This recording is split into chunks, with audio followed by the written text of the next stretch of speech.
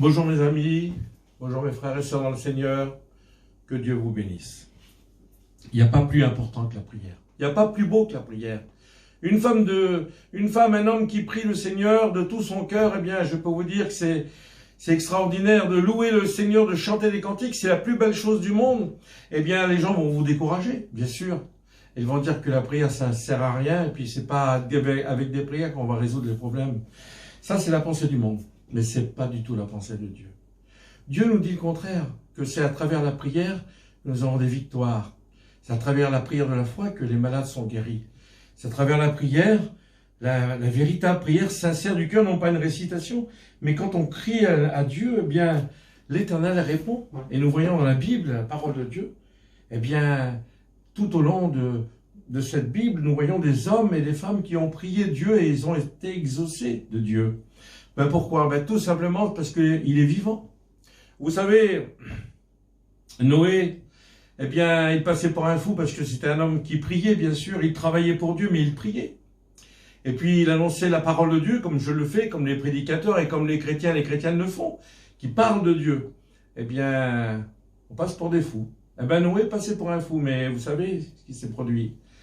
C'est que tous les intelligents, eh bien, ils sont restés sur cette terre. Eh bien, le fou, lui, il a sauvé lui et toute sa famille. Eh bien, nous, peut-être qu'on est fous aux yeux du monde. Et la Bible dit que la croix, c'est une folie pour ceux qui périssent. Mais pour nous, c'est une puissance de Dieu. Eh bien, croyons en Dieu. Eh bien, parce que peut-être qu'on est fous aux yeux du monde, mais je vais vous dire une chose. Notre asile à nous, eh bien, elle est dans les cieux.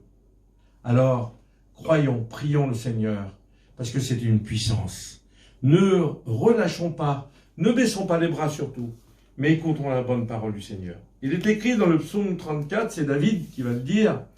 Il va dire ces mots au chapitre 34, verset 5. « J'ai cherché l'Éternel et il m'a répondu. Il m'a délivré de toutes mes frayeurs. » Peut-être que tu as peur en ce moment. Eh bien, Dieu peut t'enlever toutes les frayeurs. Alors cherche-le dans la prière. Il est écrit au verset 6, « Quand on tourne vers lui les regards, on est rayonnant de joie et le visage ne se couvre pas de honte. » Ce que David a vécu, eh bien tu peux le vivre aussi.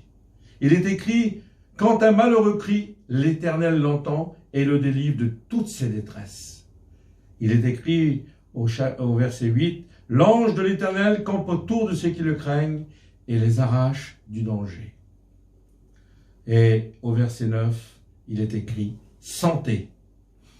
Je sens, je ressens. Sentez et voyez combien l'Éternel est bon. Alléluia. Ressens la présence de Dieu. Place-toi devant Dieu et tu vas voir combien l'Éternel est bon. Pourquoi tu vas le voir?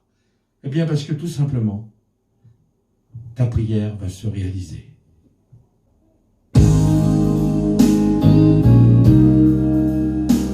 Alléluia, Alléluia, Alléluia. Oh, merci Seigneur. Au-delà de la terre,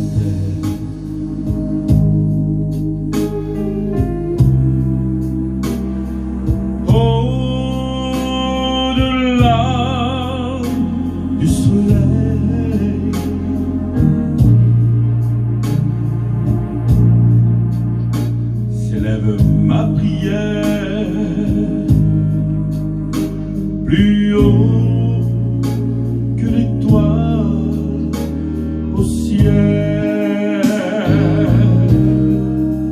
Merci Seigneur, tu es vivant.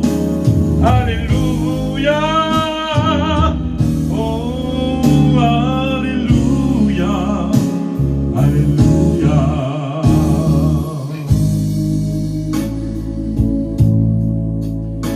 La sombre nuit s'éclaire.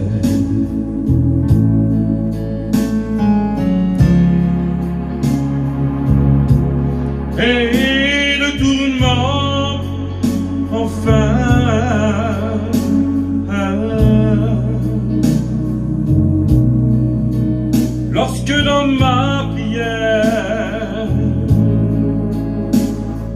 reçois le secours divin.